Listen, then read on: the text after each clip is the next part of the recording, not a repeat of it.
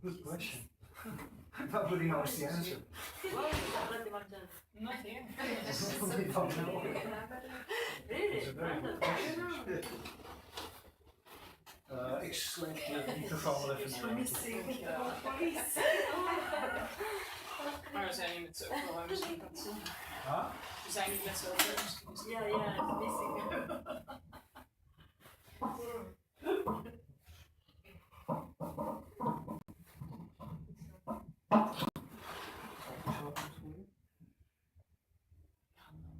Audio. Right.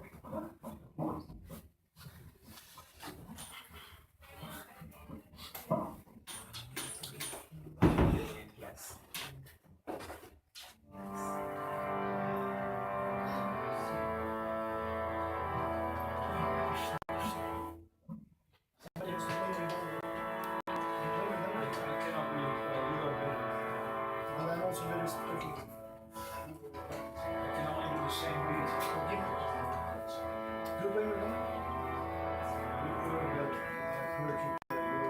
I'm just able to follow the rhythm. That's good. I think you can use the lessons.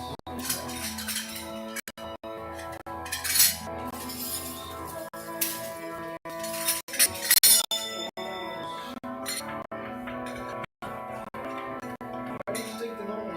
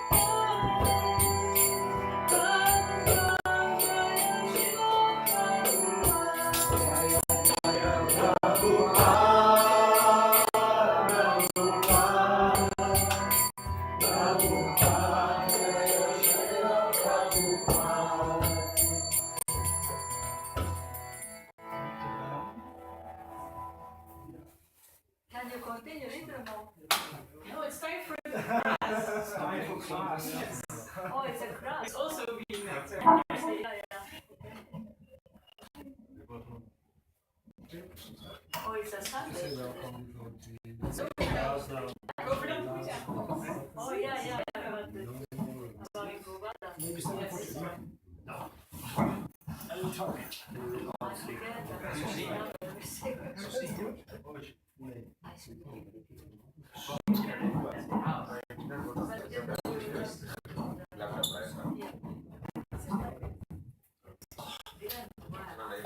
This thing just problem. Huh? Problem. That's amazing. It just broke. It seems so. Oh my It God. actually breaks. Think you can hold it? See if there's another one.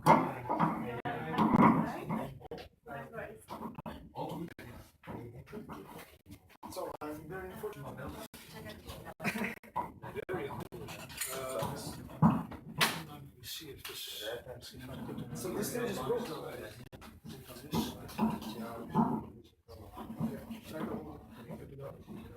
How about that? Okay, dear devotees, Hare Krishna. Welcome everyone. Is it okay like this? Yeah, I think it's. So it's okay like this, yeah? Everyone can hear. I only made the sweet sandwich. So welcome everyone. Let us start with a little bit of talk about Krishna on this auspicious day. But we start first with a small kirtan. So yeah, let us all try to tune in the same mood. They say that Sankirtana is not just the physical external thing, like we all come to one place or we do one thing, but actually it's an internal thing that we all know that we are headed in the proper, in a specific direction, all of us. So yeah, that also means that in Srimad Bhagavatam there is a qualification of the speaker and the listener. And of course, we are not discussing now the qualification of the speaker, but the qualification of the listeners at least is that they listen carefully. Then, if those two qualifications are met, then both benefit. So yeah, let's try. Radha Madhava Kunja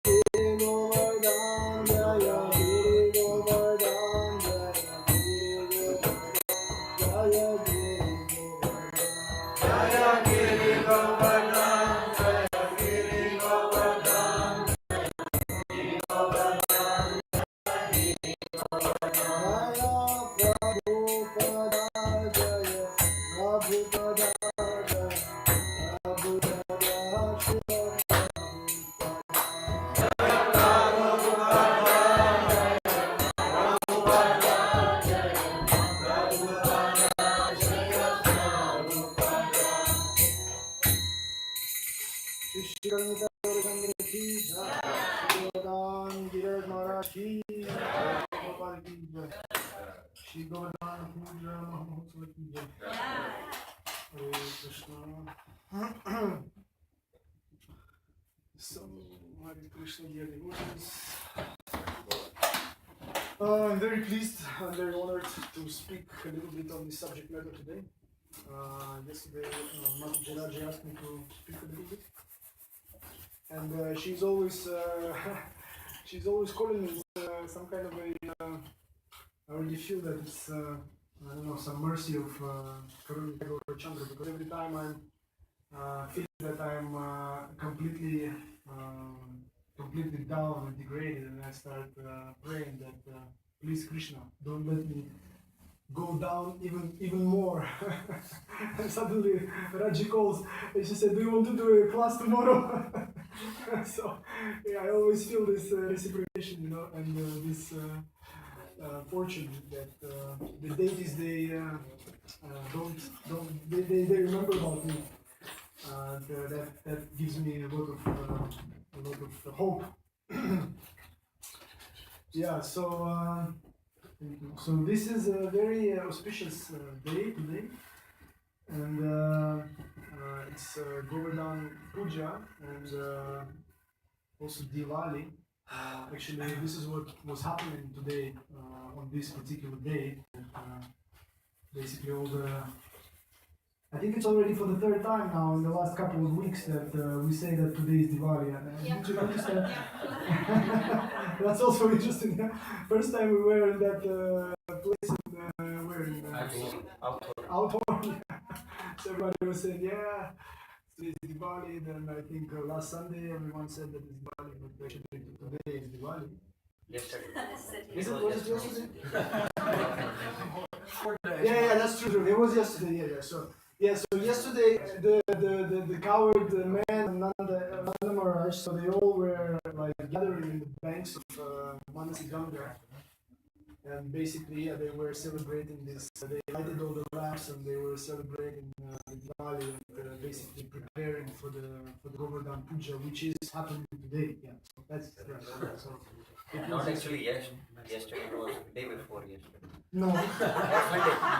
no, yesterday was a Diwali. It's different calculations. But yeah, it's okay. That is not so important at the moment. But anyway, the usually according to the scripture, so Diwali was the previous day from when the Govardhana Pujā happened. So that's what I wanted to say. Yeah. So but anyway, yeah. So I just wanted to read a verse from Srimad Bhagavatam. And then we'll try to say a few words. Yeah, because we have not so much time, so it will be very express journey through the. Because there's two parts. There is basically the worshipping of the Govardhana hill, and then the second part is the Krishna lifts the Govardhana. Yeah, but that we're gonna talk about it. So. Yeah, so I wanted to read verse from the 10th canto of 20th chapter, the first verse. So, from Srimad Bhagavatam. Shri Shukla Uvacha. So I'll just read it once, and we will not do the word by word translation. Indrastha Datmana Pujam Vidyaya Vihatam Ripa Gopavya Krishna Natevyo Nanda Divyas Chikovaha.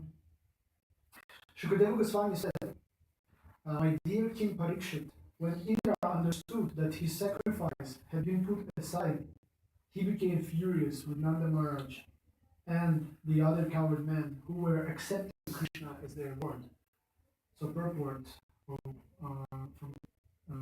His Divine Grace, Swami Prabhupada. At the very beginning of this chapter, Shukadeva Goswami reveals the foolishness of Indra and the absurdity of his anger. Indra was frustrated because the residents of Vrindavan accepted Shri Krishna as their Lord.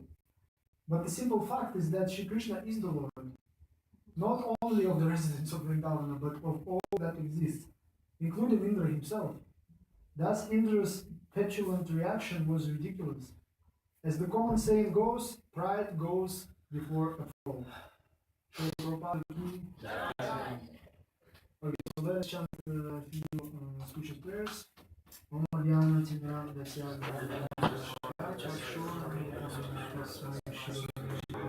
Shri Chaitanya Vishnu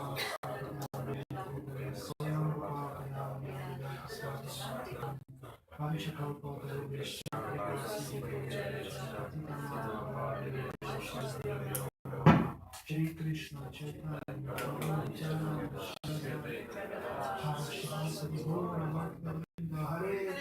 Hare Krishna Krishna Krishna Hare Hare Hare Rama Rama Rama Hare Hare Namo Vishnu Krishna Krishna Srimati Bhakti Vedanta Swami Chinami Namaste Saraswati Devi Gauravani Pracharani Visheshisham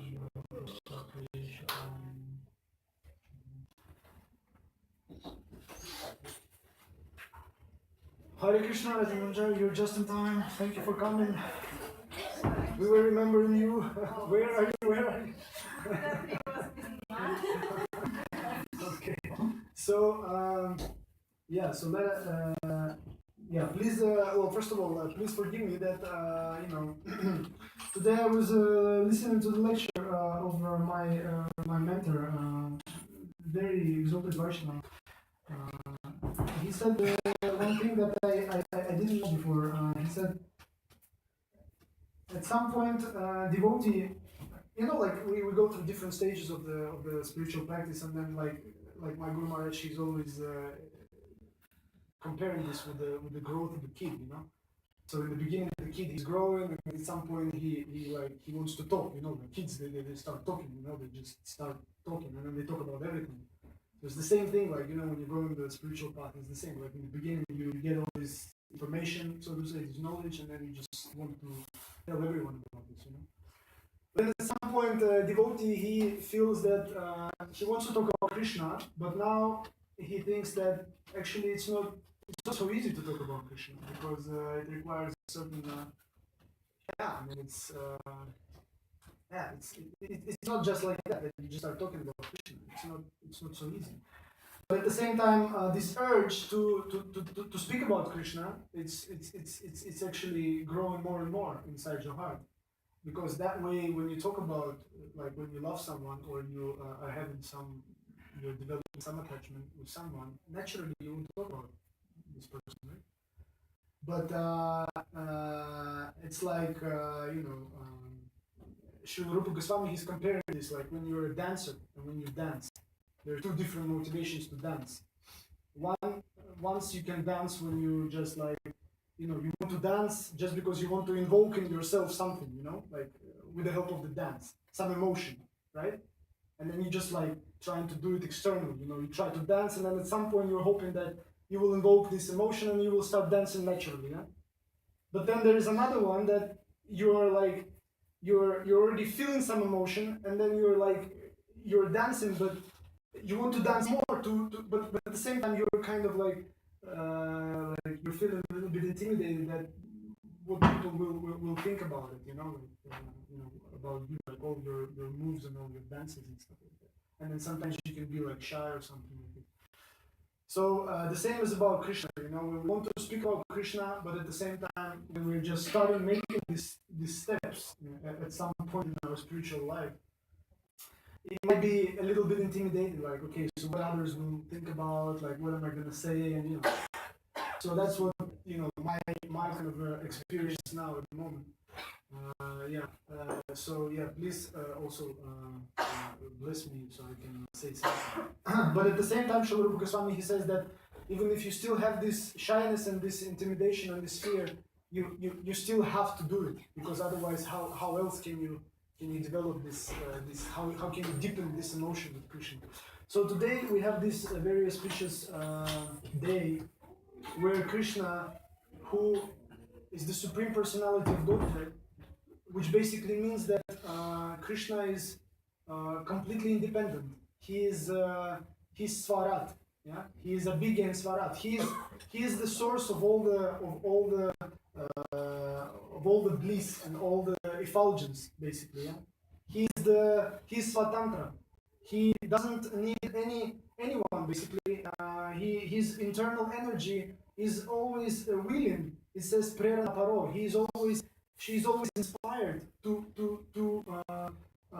make all his desires come true. Yeah. So he never experiences any scarcity, or he's always full of everything. Yeah? Basically, even sometimes he doesn't even realize that he wants something. His internal potency, internal energy already knows better than him what he wants, and right away she's manifesting that. So Krishna, in this way, he's even the source of Vishnu. Yeah? Vishnu, who is, we know, like if we think about it, like sometimes I was thinking about this, if you really try to contemplate on this, like Vishnu, who is lying there in this ocean, and imagine he's breathing in and breathing out, like in the yoga, they teach like you breathe in, you breathe out, and like he's sleeping, and when he's breathing out, yeah, so from the pores of his skin, there is these universes are emerging. I mean, if you really think about it, like, well, first of all, if you compare, like, when we are sleeping and we are sweating, I mean, what is coming out from us? Nothing really so useful, What to speak of something, so big, so huge. Like, so even, and now imagine that Krishna is the source of this Vishnu.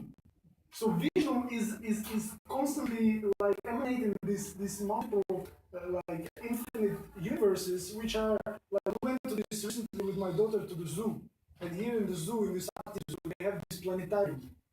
Yeah, like in the planetarium, they show you, like, it's a very nice thing, very nice design, like very nice ceiling, and then they like kind of like take out the lights, and they show you like the night sky with the stars, and they go into all these different stars and things, and you were thinking like, oh my God, and this is just like the little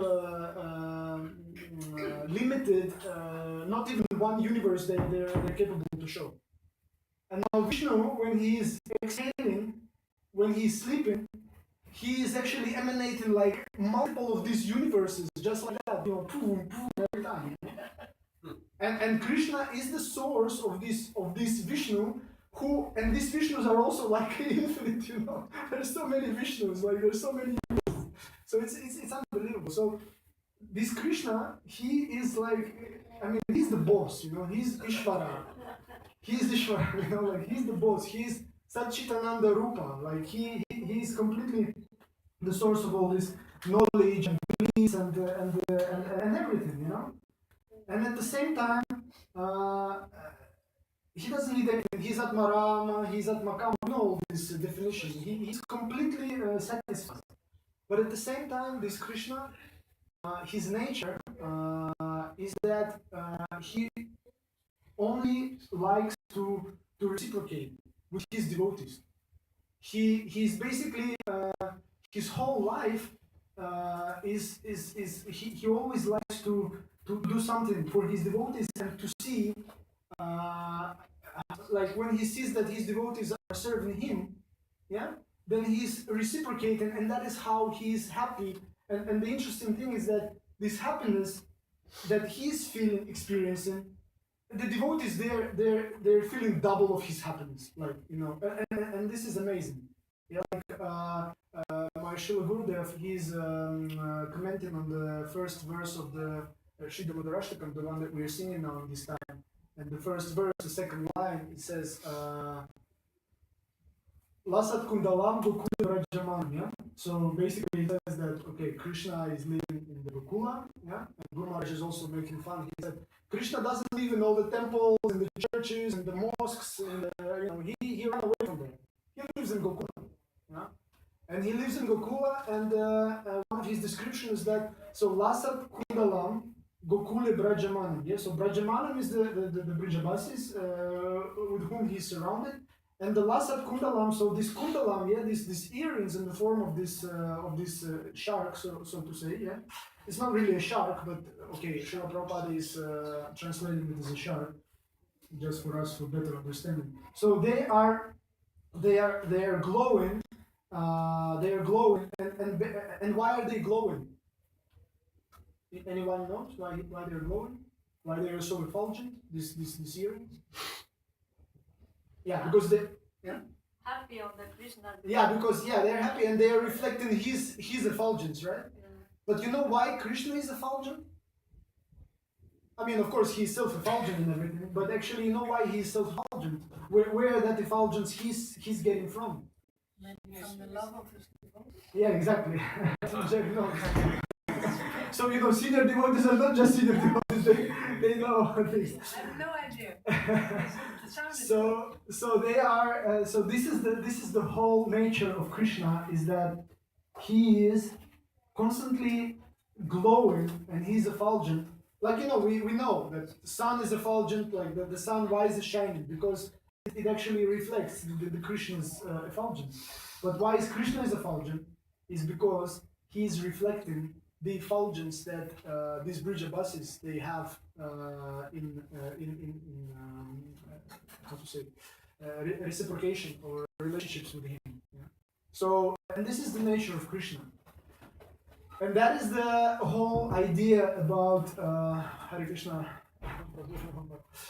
So, and that is the whole nature of this wonderful place of this Vrindavan Dham, is because, and this is the perfection of life, according to Srila Prabhupada and according to Sri Chaitanya Mahaprabhu, and this is actually where we are all trying to get. Well, at least if we accepted this path of Sri Chaitanya Mahaprabhu. Because these Brajavasis, they are, if you think about it, I mean, very simple men and women. You know, when I was just starting my path I mean, in terms of, I'm still just starting, but I mean, like in the beginning when I just joined the school, one of the things, you know, like in the beginning, you think about like kind of you think like, is it really like legitimate thing, authentic? Like maybe somebody just imagined all this, and you know, some human, and then they're just trying to manipulate all this. You know, like you have different thoughts. Like this. So one of the idea was. One of the things for me, which made me like at some point really convinced that Krishna consciousness is definitely something not the product of the human mind, is that the actual concept of God. I was thinking that it would be never possible that a human being, like just a regular human, would create a concept of God who is just a coward boy. Because if you think about it, you know, who is a coward people, all these, cow guys, you know, they're quite low, very simple people, just living in the village, and so God is like that. So he's a little boy with a little flute here, you know, tucked with the band, you know, with the dhoti,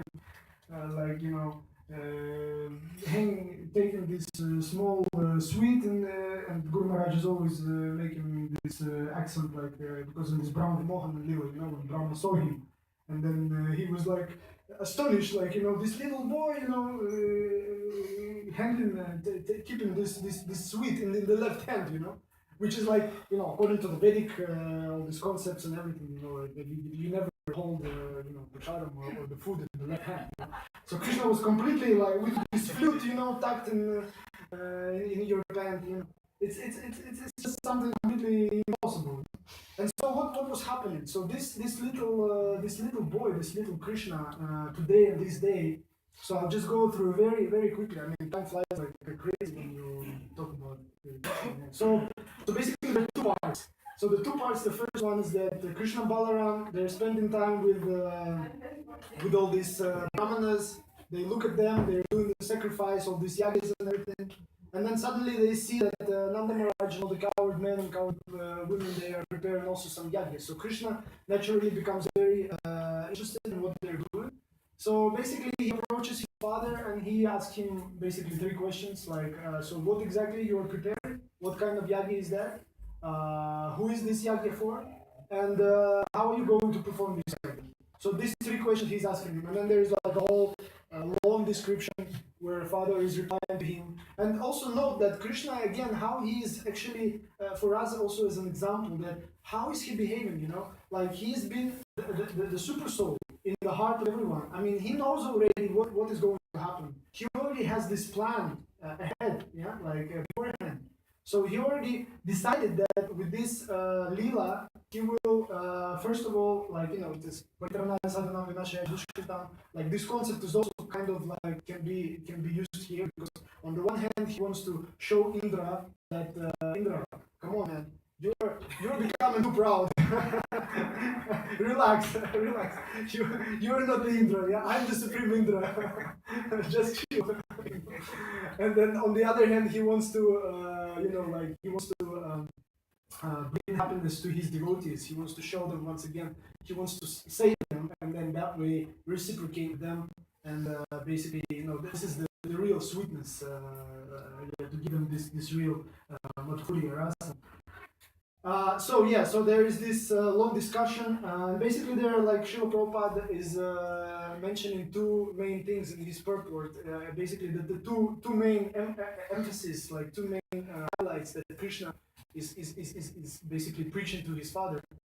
Basically, one thing is that he's trying to tell him that listen, like there's no point of worshiping to demigods, right? Like what's the point?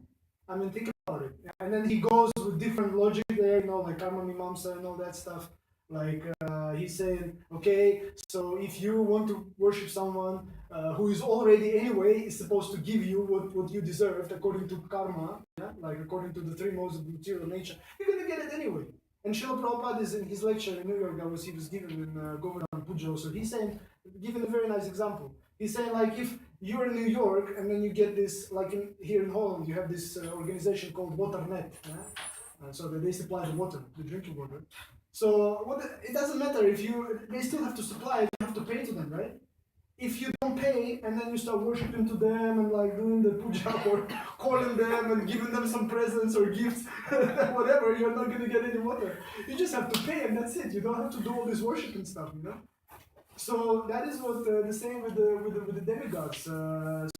Krishna is convincing Nanda Maharaj. He's saying, listen, I mean you're too pious already anyway. I mean Indra is supplying the water even to the oceans. They haven't done much, just according to the three modes of material nature. So you can get your water anyway. Don't worry about that. And also there is another aspect of worshiping the demigods, like also in our life. Yeah, like if we think. Like some of us has this cultural background, especially people coming from India, like they also like to worship different demigods and everything, just because the culture is like that. Because like in India, they used to respect and to worship everyone. It's just how the culture goes, right? So Krishna's saying here, like, listen, like this is all not necessary. And Srila Prabhupada was also stressing this. He's saying it's not necessary. I mean, it is possible to worship the demigods, but only for the sake of if you want to please Krishna. And that's what actually Radhanan Maharaj in his lecture, he's saying that actually the Vrajavasis, they were worshipping, even though they were worshipping Indra, still in the depth of their heart, they were doing that to please Krishna ultimately, because they were doing it for Krishna. Yeah? Because they knew that then Indra would supply the rain, the grass will grow, the cows will be happy, and then ultimately Krishna will be happy. Yeah? So that was their motivation. And if we have the same motivation, Srila Prabhupada says, okay, fine. You can also worship demigods, but actually it is not necessary. We have to worship directly to Krishna. And that was Krishna's point. And then the second point that Krishna was making is that, and also one point is I wanted to make is like these days also, we have different demigods in the form of these different celebrities and all that stuff, And sometimes people look at this Instagram and then they kind of also worship to them. But this is not necessary. Yeah? Like the only worshipable object that we have is Krishna. And then the second point that Krishna was making is he was kind of indirectly given this inclination that, listen, you just have to worship the land where you live, like the cows, because basically all this, if we want to worship Krishna, so worshiping to his, close friends and his associates is basically not different from worshiping Krishna. And so that is what was happening. So eventually he was able to convince Nanda Maharaj and all the other cowherd men and women because, again, why? Because they just loved Krishna. They were above all these rules and regulations. When Krishna said all this, they just accepted that and they said, okay, Krishna, let's do it like this. And that is the first part. So and then basically they asked him, so what shall we do? And Krishna explained to them in very much detail that please prepare all the nice bhoga, like in the form of the rice, chapati, all this laddu, rasagu, all this, abundant bhoga that we have. And then he told them that also decorate the cows, put them, and then basically put everything at the footsteps of the Govardhan. So they formed all this like very nice with all the bhoga, and also the lakes. They made the lakes with some liquid bhoga, also like the lassi and everything. And he said after that, just all gather together with the cows, and then just circumambulate me, and then I will take all that, and after that you will take it as a prasadam. And that's what happened. Eventually, at some point, what happened, like really like a miraculous thing happened, that all the Vrijavasis, they were like completely astonished, and that also Krishna did specially, and that is why Govardhan hill today still is considered to be non different from Krishna himself. So Krishna became so big up to the sky, and he stood up like this behind, and he said that actually I'm non different from this form. And then all these bhoga that they put down, so he just took it. Yeah, he just ate everything, and then there is this village, even next to this hill. It's called Anyor. So Krishna was constantly saying Anyor, Anyor, more, and then they were running around they were supplying, and then up until the moment when they didn't have anything in their houses. Krishna, if you notice, Krishna always wants to take everything, completely. Yeah, because of the love he wants to teach. So and that was the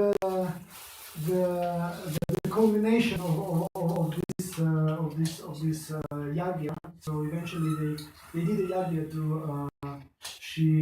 Giriraj Maharaj. And then the second part, we know, so of course Indra, because he was a very proud, and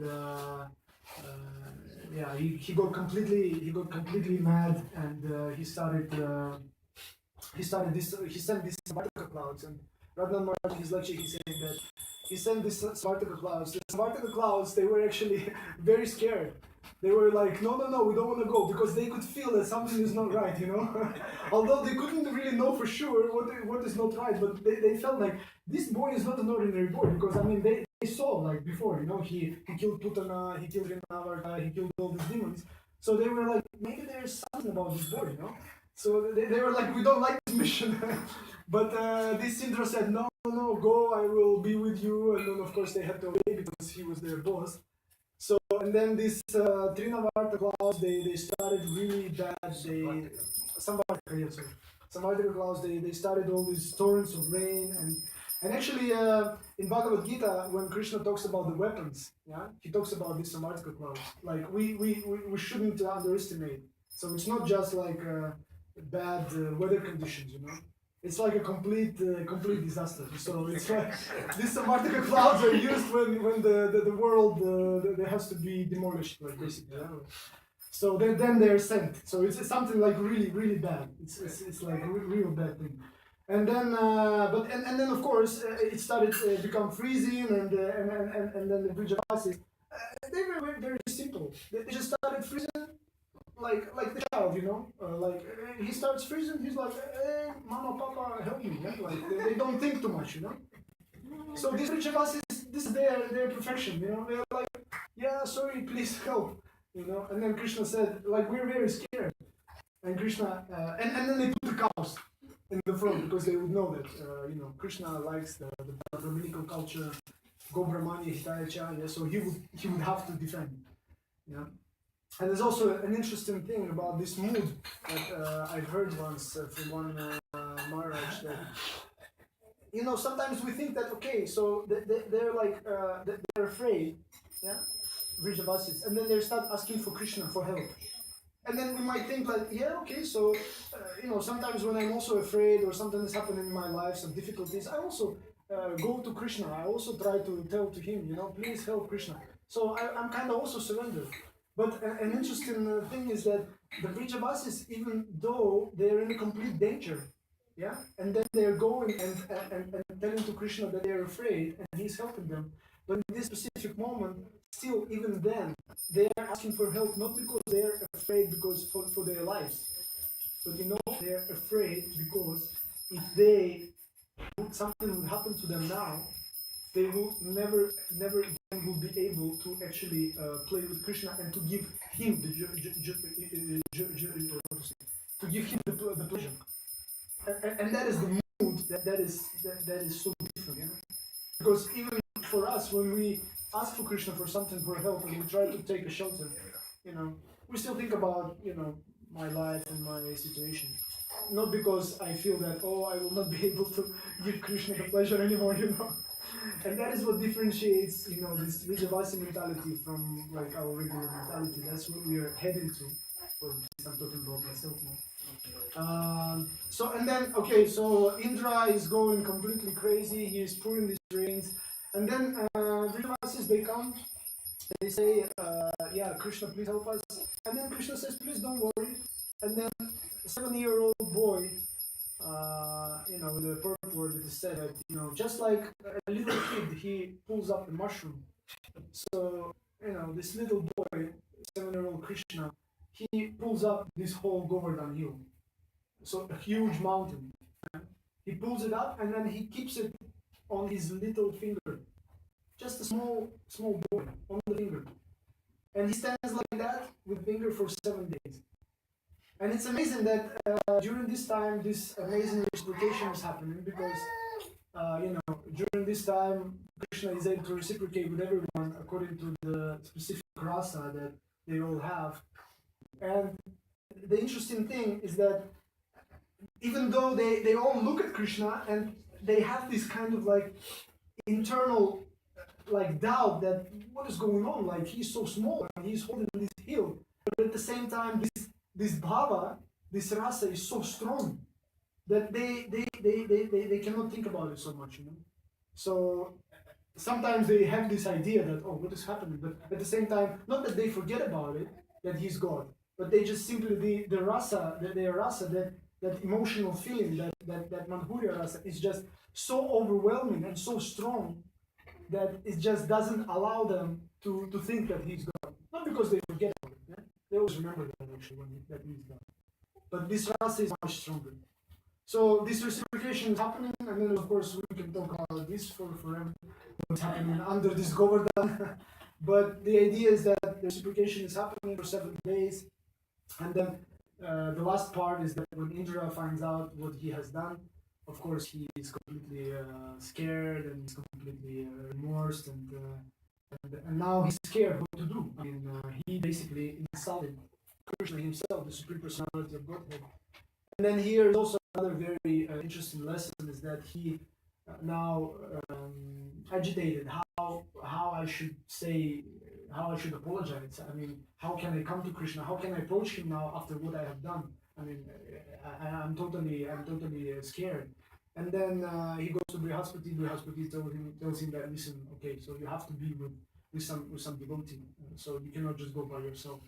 And he takes Surabhika, and then together they come. And then there is a lesson for us that, when they come with the Surabhika, so she is first introducing to Krishna Indra, and then Indra apologizes. And then for us there is a big lesson that, if we want to approach Krishna, so we cannot approach him just by like that. So we need to have some relationship, some connections with someone who can do it. And then of course for us it's either in the first place it's Srila Prabhupada, then our spiritual master, and ultimately it's Lord Chaitanya, who actually has given to us this wonderful method and wonderful path which we can follow and ultimately achieve that bhava, that emotion that the Vrijavasis are feeling. And I want to just quickly disperse from Sri Prabodhananda Saraswati Thakur Maharaj. He is given this very interesting verse that he says, is also always very inspiring. He says, Yadha yadha gora padara vide, videta bhaktin krita punya rashi, tadha tadhasarpati vidya kasmat, radha padambodja sudamurashi. Yeah, so because Srila Prabhupada, he always saying also that actually Sri Mati Radharani, she's the one who is very dear to Krishna, and then if we attract the attention of Srimati Radharika, then it is very easy that, she says, okay, Krishna, please accept that devotee, and then we will be easily accepted by Krishna. And then this verse is very much depicting that. So basically it says, Yadha Yadha, Gora Padaravinde. So Yadha Yadha means up to the degree that we Gora Padaravinde, that we take the shelter of the lotus feet of Gauranga, yeah? Vindeta Bhaktim, yeah? That means we find Bhakti in the Krita Punya Rashi, in also different auspicious Punya, that we do different auspicious actions in the mission of Gauranga. Then Tadha Sarpati, to that degree, yeah, Utsarpati, Hridya Kasmat, spontaneously in our heart, Hridya Akasmat, yeah. Akasmat means spontaneously, and Hridi, the heart, and then Utsarpati will be risen, will rise.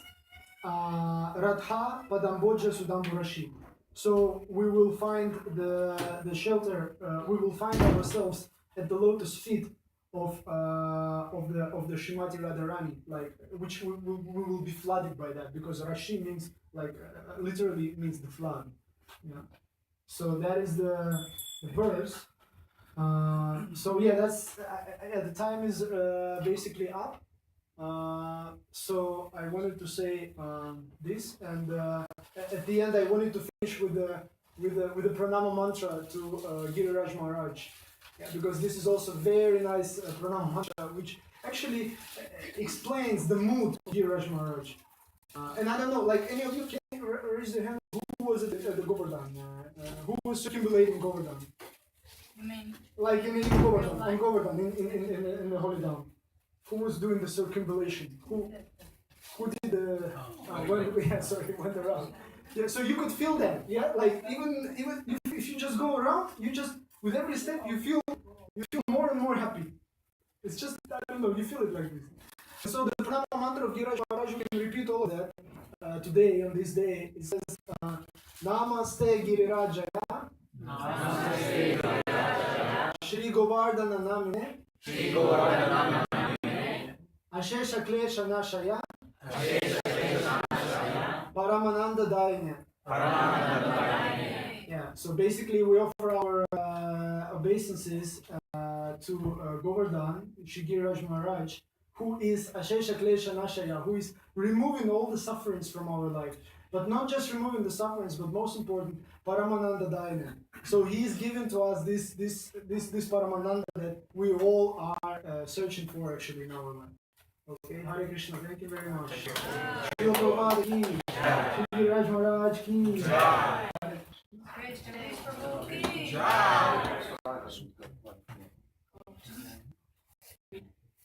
There's some space for questions still. Oh yeah, okay, maybe yes, some questions or some discussion. Yeah. You said something about that the personal associates of Krishna never forget that he is God. I realize that this is a very high topic, but I also heard that sometimes that Krishna actually covers them with his love and mind to actually make them forget that he is God. Because otherwise there are certain leelas that would become impossible. So basically what happens. Yeah, there's a natural attraction. Also Maria Soda, when she looks in Krishna's mouth, she realizes his special nature, but then immediately after that she becomes attracted again and takes care for him as a Yeah. Can you say something about it? Yeah, so this is what I heard from Radhana Maharaj. So according to the Acharyas, it's not that they forget.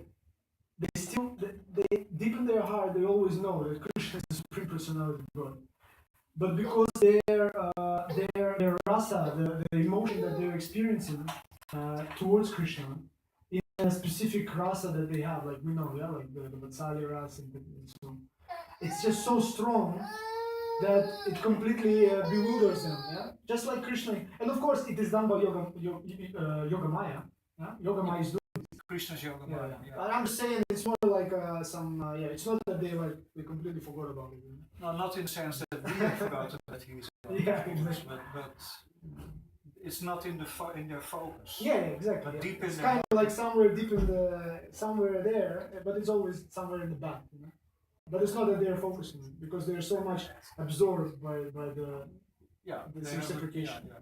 That's what I wanted to say. Okay, clear.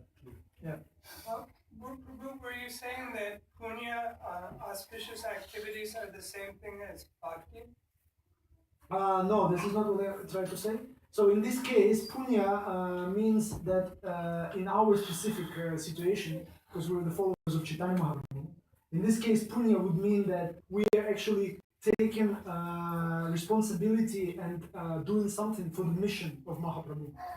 So continuing doing that, yeah, and in our cases is chanting, yeah, like going on some kirtan, little by little, taking the shelter in the lotus feet of Gauranga Mahaprabhu, yeah? Because what is taking the shelter? You know, some people say, yeah, I took a shelter of lotus feet of Gauranga Mahaprabhu, but what is this, you know? What does it mean? That means that we actually have to do something concrete. We are participating in the mission. We serve in the temple, like Janakinath Prabhu, for example, like, you know, for how many years he's been doing this already? For like, so many years, it's amazing. Like Mataji Muktidatta, you know, for so many years, just alone, you know, coming here, doing the same thing over and over again. This Mataji Vrajarani, you know, she's doing these garlands like for so many years already also. So, like Rati Manjari also, you know, doing all these things already for so many years.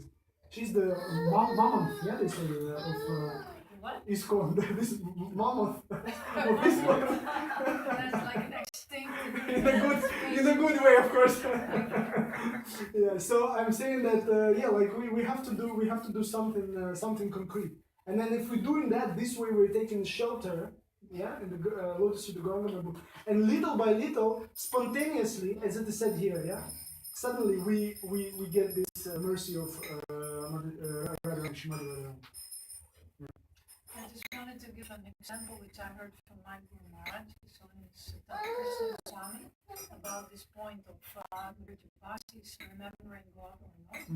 There's this example of a bucket of milk which may contain a straw, like just a straw from the street. So that is the notion. They know, like there is a straw, but nobody cares about the straw in a bucket of milk, right? So there is the notion that Krishna is God, but they just really don't care about it. They know it, but they don't care. It's like they know it, they don't know. But they're not stupid, but they don't give it any importance. Just like if you have a bucket of milk, you don't give it any importance. Because they have much stronger taste towards something else, yeah? To that emotion. Okay. Anyone else? Govardhan has some relation with Ramayana. If you kindly permit me, I can say. Sorry? This Govardhan has a relation with Lord Ram in the Ramayana. Oh, this I don't know.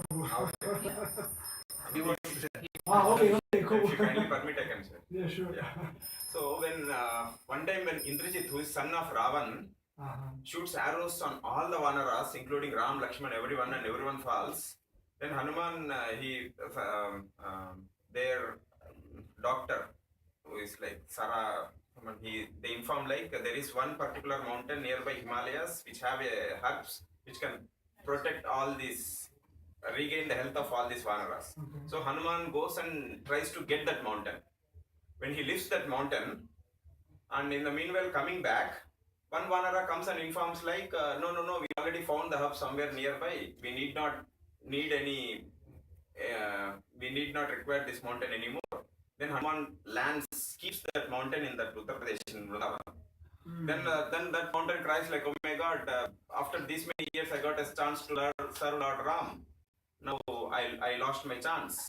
Then don't worry, I'll go and recommend Lord Ram, because you are so anxious to serve for the mission of Ram. I go and recommend for you. Then Hanuman goes and recommends Ram, saying like, I was trying to get one mountain where in between I came to know like the hubs were already found. So I kept that mountain, landed it somewhere near in the central part of India, and she was crying. Then Lord Ram gave a benediction like next time when I take the birth take the incarnation of Krishna, I will spend most of my childhood days on the Govardhan, and even I personally lift that Govardhan and stays under it for 7 continuous days.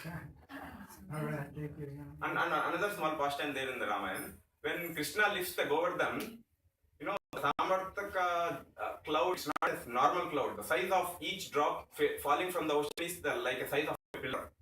So it completely devastates the complete universe, where all that were focused only around the premises of the Vrindavan.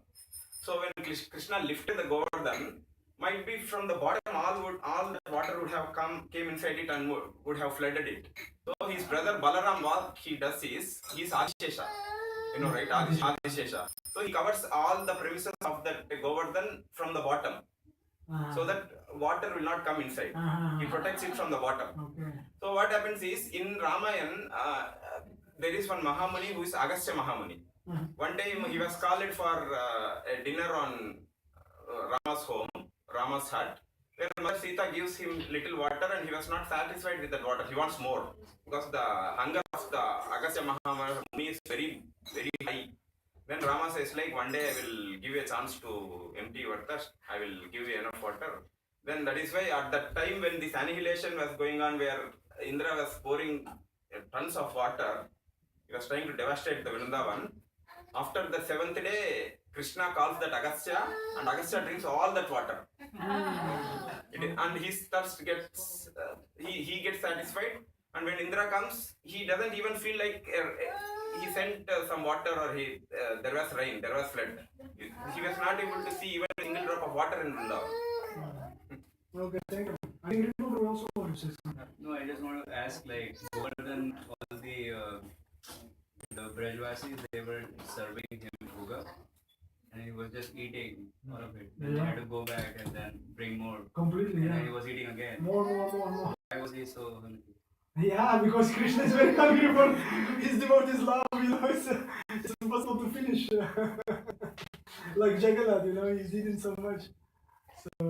So, Giraj Maharaj, he was so hungry. He wanted to show that he wants to take everything. Like, you know, Krishna, he always wants, just like with Mother Yashoda. When she was so sweating and always this short, this few inches, you know, because he wanted to take all of her energy and everything. That's what Krishna is all about. He wants to take it all. So yeah. What is that story that how Govardhana came? There's apparently many stories. I think it's Pulastya Muni. Somebody knows that. That Yeah. was. What is that story? Can you tell? Well, there was one Rishi named Pulastya Rishi, and he wanted to take Govardhan to where he lived, so he could do bhajan. He had a nice mountain there. He was told that he could take Govardhan as long as he didn't touch Govardhan in an impure state, and as long as he didn't set Govardhan down. So he was like, yes, and then he's carrying it, and like halfway through, he's feeling like an incredible pressure on his bladder. He has to pass water. So he goes and he sets Govardhan down and takes care of his body. He comes back, and he's now violated both conditions. He's in an impure state, and he's set down. Then he tries again with his mystic powers to lift Govardhan up. He can't lift it up, but now it's in Braj. So that's the second. We can think of that that the pastime of Hanuman bringing Govardhan happened in one one yuga, and then one yuga cycle, and then this with Pulasa Rishi happened in another yuga cycle. So both are true. And I heard also that, thank you, that's lovely, that because Govardhana wanted to be in Raj, so by his mystic power, he made the sage having to go to the bathroom, so he could just be right now. Amazing. Okay. Yes. And that Govardhan earlier was very light. Now it is going upside down. Yeah, going down. Because it was cursed, right? Who cursed it? After a few years, But this guy who Yes, exactly. he cursed. Pulasya Muni got Pulasya Muni, upset, and he cursed Govardhana that, okay, by this trick, you know, you will sink in a ground by the size of one mustard seed every year. And they made the calculations. You know, some devotees, they made the calculations Okay. mathematically. Like how big it was and how small. Yeah, it is actually going down. Something, yeah, like makes sense, yeah. Yeah. Is it every day one mustard seed? Every year? Every day I can. And so that also coincides with the prophecy that after 10,000 years, this kind of like golden age will finish, and that's when Govardhana will be completely hidden under the ground, and Yamuna will be completely dry, and so everything will be gone. Yeah, like Kali Yuga is full swing. Wow. So no more Chaitanya Mahaprabhu's blessing. That's not That's very way sad. around. Yeah. go back. Thank you, Haribol. Hare Krishna. Govardhana ki. Jai. Govardhana Pujā ki. I have a quick announcement to make. With Prashadam, quick raise of hands who want to take here. Yes. It's like here. That's it. Yeah, that's it. The rest doesn't want. There is one. Those who want, Sham here. those who want to take Prashadam here, who want to help cleaning pots and wells afterwards. That's another story. Yes. Because if that's not taken care, it's a working day and there are too much. But it seems like we have 4 people at least. Sarthak and Suraj and so we can serve here, man. Yeah. So rest of the people who want to go, would you like to take home to the box? Yeah, I think it will be better if you eat here. But, yeah, okay, so for around 20 people we can make box then. We will keep outside. But we have enough Prashadam to take home. Yeah, there is Eat enough. here and take home? Yeah. Yeah, So, because but liquid prashad, so you can, it's like soup kind of. sure. Okay, Hare Krishna, thank you so much. So we will do, dear devotees, we will do this little arti simultaneously, like this was a request for doing simultaneously. So we do one for the Giriraj and we do for Bodhitai separately. 2 artis were going on. After the arti, the devotees have a chance to circumambulate and we will sing. Also we will sing a special, we will sing a special arti song for Giriraj. We will not sing the Gaura arti, we will sing an arti song for Giriraj because it's too late. Yeah, we will sing it. The arti will be this song and a lot of Hare Krishna mantra. And then after that all is over, we will do the Damodarastakam Pujā. Sure. You know. Another thing is that there's a request of the pujaris that don't touch the hill. Don't touch it. Don't touch it any way or whatever. Because also when you go to Vrindavan, as devotees, we don't go on the hill. Even Sri Chaitanya Mahaprabhu himself did not go on the hill. So don't touch it, just circumambulate in a nice, easy way. There will be time enough. And then after that we go to the Navaras. What is the main idea for that?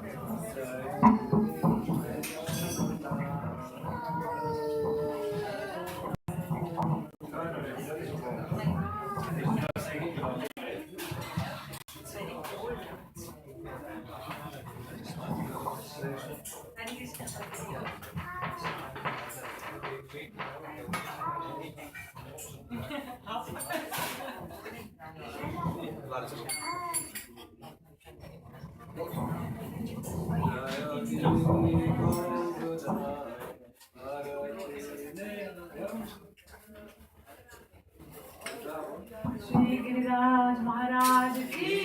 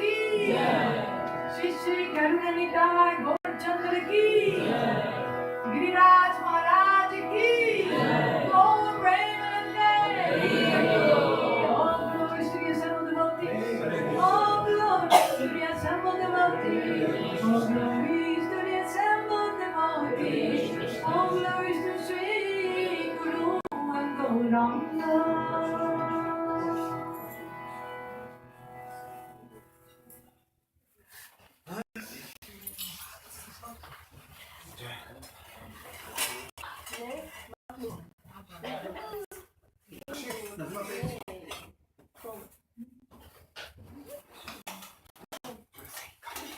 we do the Damodar rest of the prayers now?